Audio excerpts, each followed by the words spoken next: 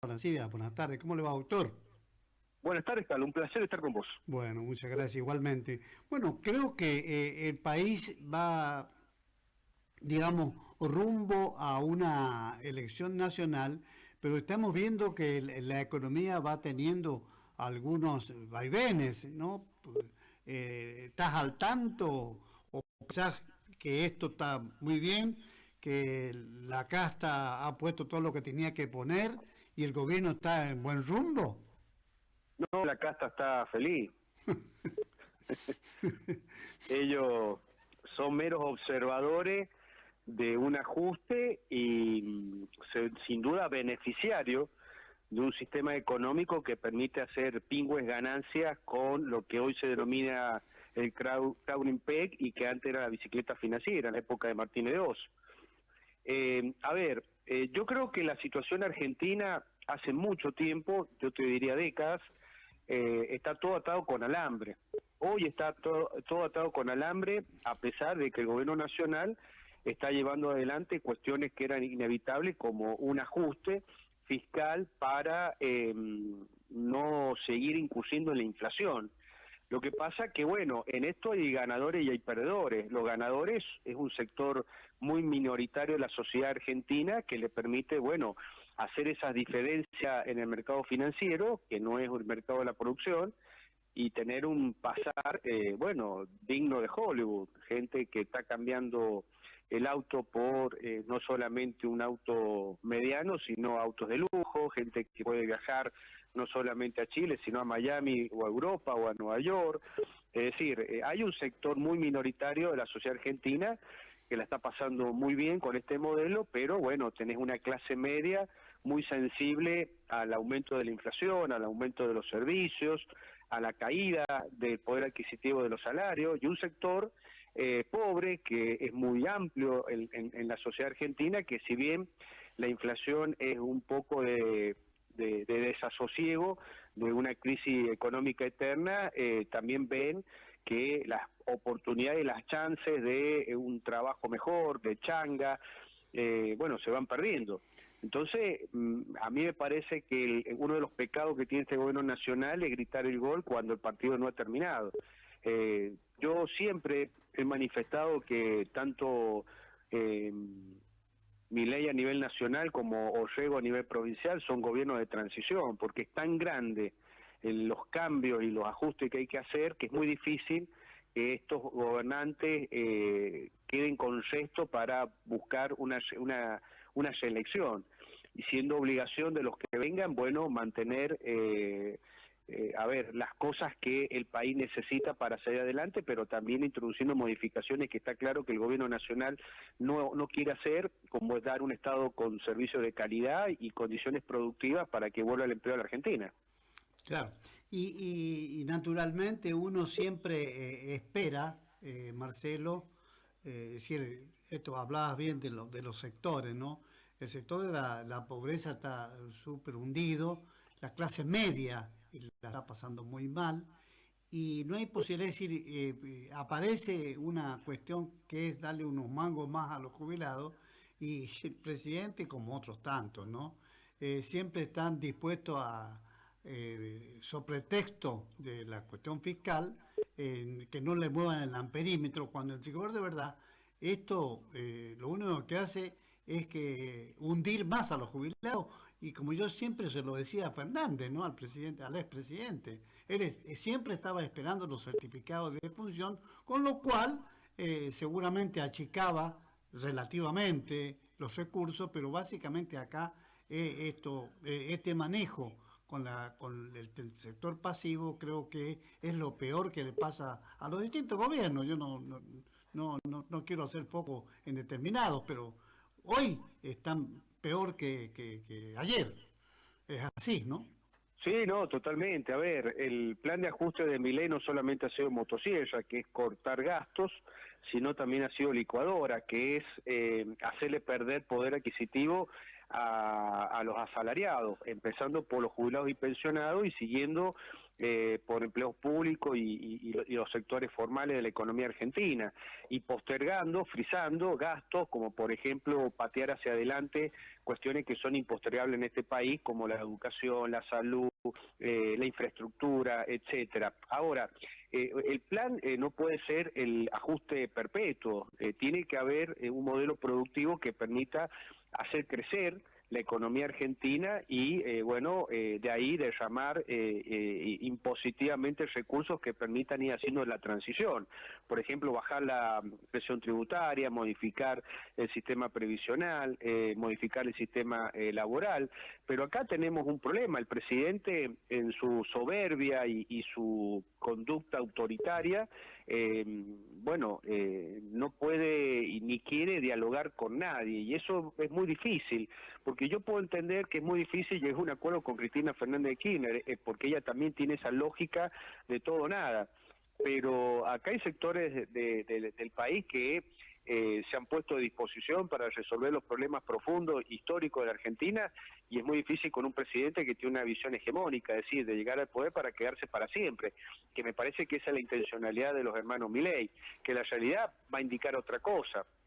Pero bueno, el pueblo argentino, la verdad, se ha bancado este ajuste y día a día va a empezar a pedir respuestas, soluciones, porque no se puede vivir siempre cediendo la capacidad adquisitiva de las jubilaciones, de los salarios, la calidad educativa, la destrucción de los caminos, la falta de infraestructura.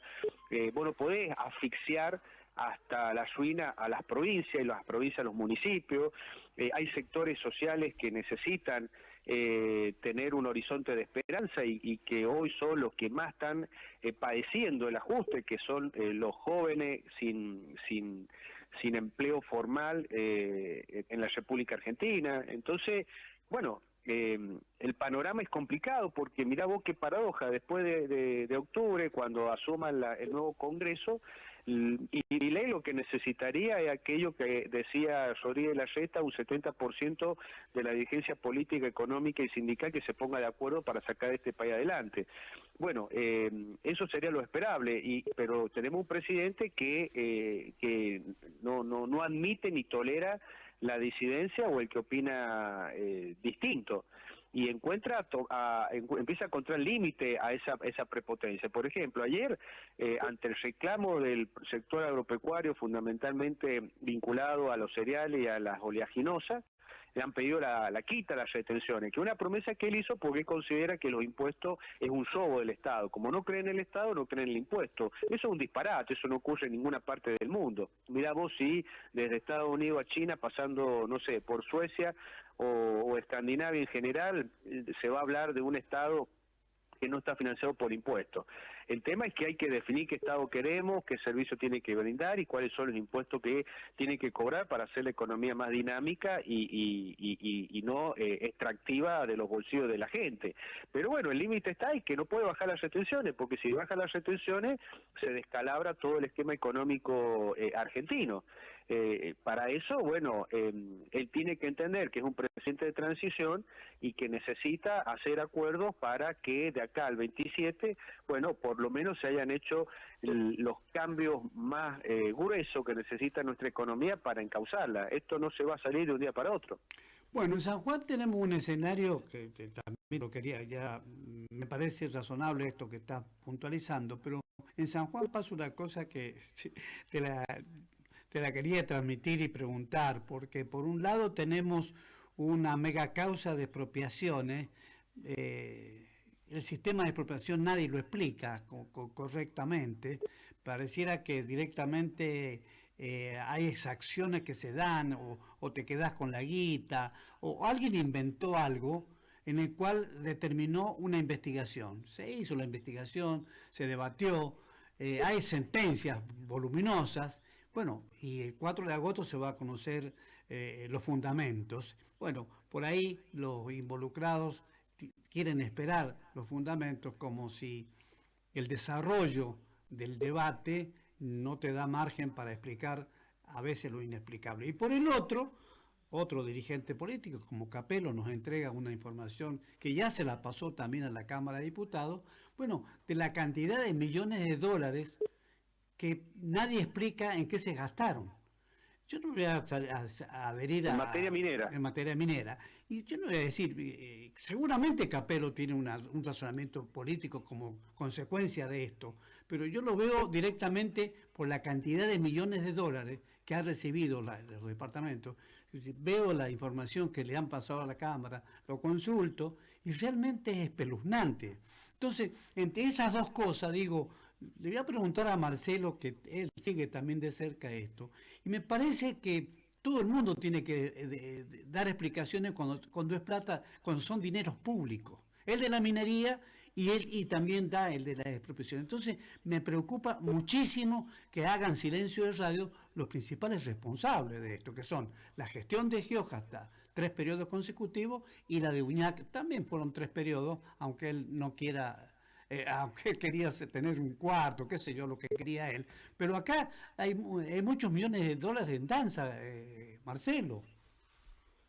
Bueno, en materia minera, en la medida que impere en la provincia de San Juan la corrupción, esta actividad no va a beneficiar a los sanjuaninos, ni al Estado, que es el propietario de minerales, ni a esta ni a las próximas generaciones que debieran recibir los beneficios impositivos y tributarios que genere esa actividad.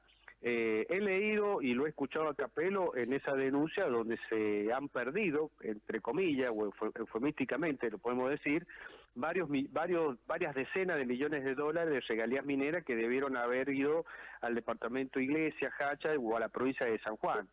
Seguramente parte de eso se fue en rentas generales, con lo cual no sirvió para apuntalar o para darle un perfil productivo a la provincia de San Juan o para resolver problemas de infraestructura que tenemos para poder potenciar nuestro sector productivo en términos generales. Pero lo cierto es que la sociedad sanjuanina sospecha de que hemos vivido 20 años de una profunda corrupción y que, bueno, hay impunidad, y que el actual gobierno no está investigando ni está modificando el esquema que ha permitido eso que dice Capello de que se ha perdido esa plata o al saber dónde ha ido a parar. Entonces, acá tenemos un problema en la provincia de una gran desilusión de que el nuevo gobierno no cambió las reglas de juego para hacerlas más transparentes, para que el sistema republicano funcionara mejor, para evitar la corrupción y la impunidad que se sospecha existe desde las gestiones anteriores. Yo sigo con mucha preocupación cómo va poniendo freno de mano el oficialismo en la legislatura provincial por los 4 periodos de informe. Ahora es uno solo, ya no son los 4 que tiene que contestar el Ejecutivo Provincial. Y el que se aprobó el tema de los caños del acueducto Gran Tulum, bueno, sin plazo de contestación, con lo cual capaz que nunca lo conteste. Entonces la diferencia entre el oficialismo y la oposición se terminó arreglando tras bambalinas y espalda del pueblo, y todas estas cuestiones que el gobierno provincial, que yo estoy convencido, saben que tienen todos los aspectos de hechos ilícitos, en vez de llevarlo a la justicia, termina en una mesa de negociación. Eso le hace mucho daño a la política. Después nos quejamos de que aparezca un outsider y empiece a hablar de la casta, de usar el Estado para beneficio propio y en contra de la sociedad sanjuanina. Me parece que esto tiene que quedar claro, la justicia tiene que llegar donde tiene que llegar y la plata se tiene que devolver. Y no se puede seguir con un esquema que permita esto que dice Capello, que muchos dirigentes políticos sostienen en otros ámbitos de la administración pública provincial, porque esto de no tener obra pública financiada por la Nación para nosotros es un drama tremendo, no solamente de salud pública, porque las rutas son intransitables, sino también en una visión productiva. Nosotros no tenemos trenes, no tenemos ruta, no tenemos un aeropuerto para exportar nuestros productos, está en la nada la salida al Pacífico. Entonces, somos una provincia terminal con potencialidad, pero que, cuando tuvimos la oportunidad la gastamos en fiestas, en eventos deportivos internacionales, varios millones de dólares, en estadios que están ahí para hacer fiestas electrónicas ahora, y nadie da la cara, nadie responde sobre la responsabilidad de ese mal uso y por qué no investigar si también hubo el robo de los recursos de los sanjuaninos. Qué interesante esto que plantea Marcelo Rancía. No hay rutas, no hay trenes, ¿no? Verdaderamente elementos fundamentales. Pero Capello también dice, y está demostrado en la información que nos brindó, sobre todo en la Careta Política TV, con documentos muy valiosos de la cuantía de decenas de miles de millones de dólares, en la cual prácticamente no hay chance de que sepamos dónde está la plata. Pero fíjate vos cuál es el más grave todavía. Presupuestos que invierten en Iglesia, en el municipio de Iglesia. Hay ítem gravísimo de cartelería pública, por decirte algo, 28 millones de pesos. Es decir 28, es decir, así, 50 millones, o sea, ellos tienen si lo comparás con un municipio del de la capital, donde vos fuiste también concejal, seguramente hacer la comparación y capital, los mismos ítems, no tiene para gastar tanto dinero como tiene Iglesia. Pero además, los concejales son responsables, todos los que han participado ahí, y también un interventor que hubo, o dos interventores que hubo, Leonardi y otro dirigente del bloquismo, no quiere decir nada de esto. Y me parece un despropósito. Vos decís, por ejemplo, che, contame. No, Capello dice, yo conseguí las cosas en el INDEC, en el ARCA, dice, se puede conseguir toda esa documentación histórica de 20 años atrás, ya mirándote la idea que vos siempre tenés de que de la administración pública hay que blanquear todo para que, bueno, son responsables también el Tribunal de Cuentas, que deja pasar graciosamente 3 o 4 periodos y después lo aprueba automáticamente. Eso también hay una responsabilidad, no solamente política, sino de dineros públicos, ¿no? Sí, la información tiene que estar. Yo supongo que, y con todo respeto para un almacenero, un kiosquero, no se ha manejado la contabilidad de una manera superficial. Acá lo que han fracasado son los organismos de control, Tribunal de Cuentas, la Cámara de Diputados, que tiene que hacer un control político de las ejecuciones presupuestarias, los consejos deliberantes, y hasta la misma sociedad que ha ido votando a estas personas que no rinden cuenta, a pesar de haber administrado mucho dinero, no solamente los presupuestos provinciales y municipales, sino también el caso de los municipios mineros, estos verdaderos presupuestos que derivaban de las regalías mineras o de recursos que venían de la nación. Yo soy de los convencidos que si vos acá tocás, donde toqué, va a saltar pu.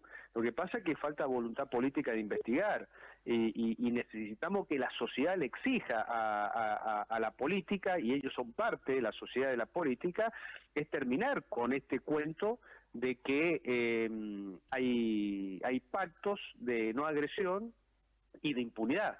O sea, es la sociedad, así como en el 2023 dijo, no vamos a permitir que una persona se perpetúe en el poder, como ha pasado en otras provincias. Bueno, llegó el momento, porque las cosas en San Juan llegan tarde siempre, de decir, bueno, de que acá haya una moralidad pública que impida estos manejos discrecionales, non santo de los recursos, y que no haya impunidad, que la justicia funcione. Yo soy de lo que dice que nosotros tenemos una justicia que es muy buena para perseguir ladrones de gallina, pero es incapaz de perseguir a un ladrón de guante blanco, más si esto está vinculado a delitos de corrupción. Y cuando uno compara, por eso te preguntaba el de las expropiaciones, porque el volumen de las expropiaciones no es tan importante, o sí, lo dirán los que saben, como el tema de la minería. Creo que en ambos casos tiene que haber habido o presuntamente hubo algún acto de corrupción. Han echado un juez de la provincia, como Maki, que también lo echaron en un juicio político. Entonces, todo aparece como que lo que se ha buscado simplemente es, en un momento determinado, sacar un tema sin fundamento, y hoy por hoy pareciera que esto va en serio, con condenas, te digo, bastante amplias, y yo creo que más de uno de los abogados defensores va a pedir la nulidad de todos los lo que ha resuelto la justicia, ¿no? Sí, en buena hora que la justicia llegue a estas conclusiones, esta sentencia. Habrá que ver los fundamentos del 4 de agosto. Sí quiero decir, y esto lo he sostenido siempre, me llama la atención que ningún funcionario del geojismo está en ese banquillo de los acusados, a excepción del fiscal de Estado, de por entonces.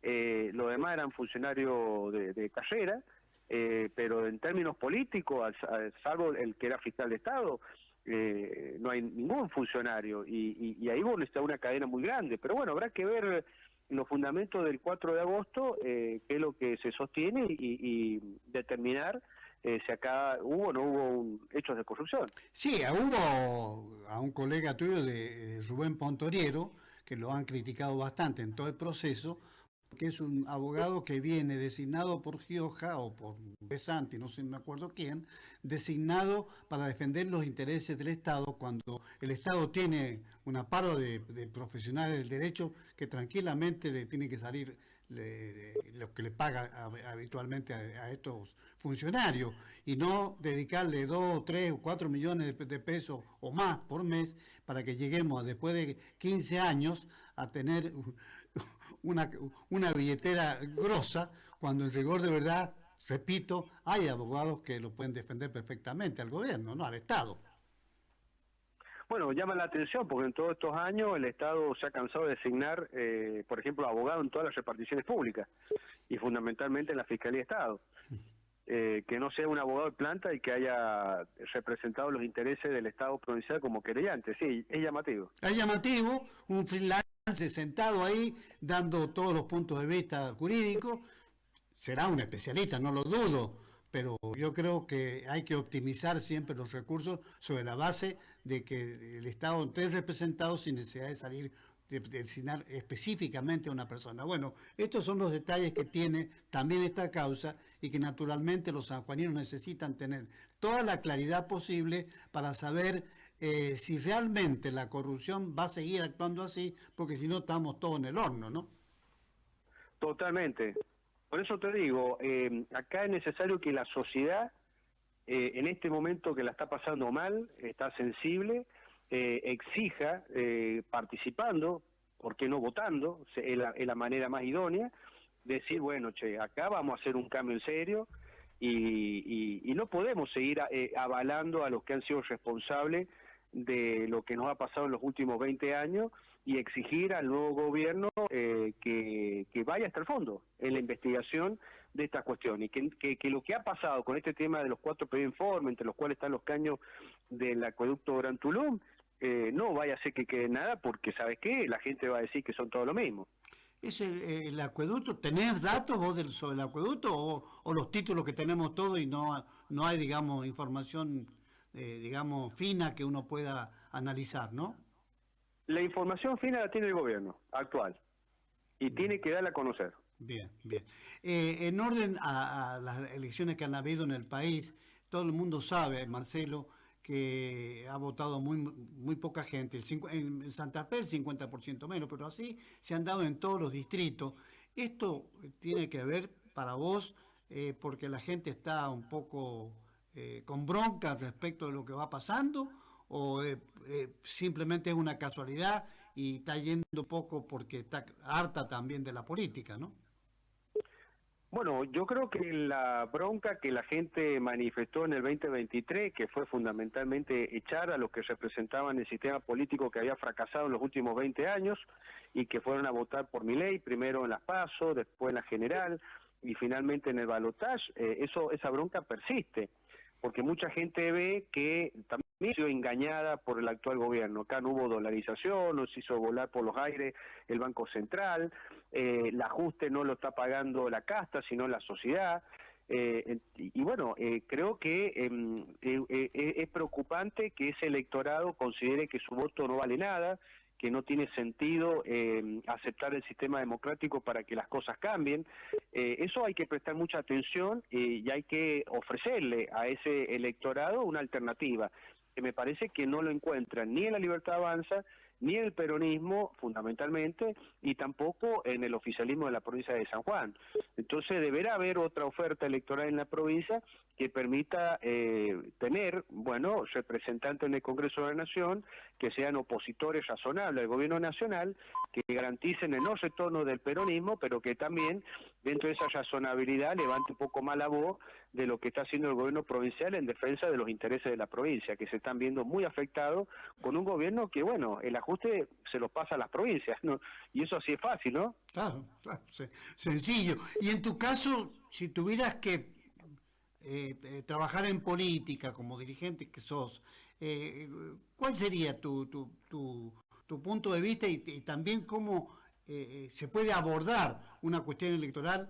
Porque la gente también quiere algún cambio y creo que esto básicamente tiene que ver con el presente y el futuro, ¿no?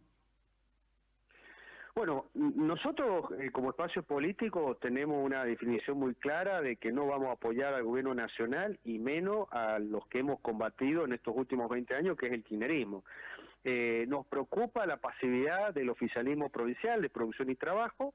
Creo que ellos están más desesperados por llegar a un acuerdo con Milei, que para mí es un abrazo del oso, que de armar una alternativa intermedia entre los dos populismos que hoy nos acechan, que es la ultraderecha libertaria y una izquierda rancia del kirchnerismo. Por ahí creo que viene la oferta electoral para que la gente renueve la confianza en el sistema, vaya a votar y en el Congreso tengamos diputados que nos permitan sentirnos honrados y representados, diputados que hablen, que digan cosas interesantes, que estén en el debate nacional de lo que se viene, que va a ser muy importante. La próxima legislatura, el próximo Congreso Nacional va a ser muy importante porque hay que tratar temas fundamentales para que este país de una vez por todas deje atrás la crisis y empiece de una vez por todas a crecer. Claro que Me sí. refiero a la reforma tributaria, a la reforma previsional, a la reforma laboral, al fortalecimiento del federalismo. Hay gente que quiere destruir el federalismo.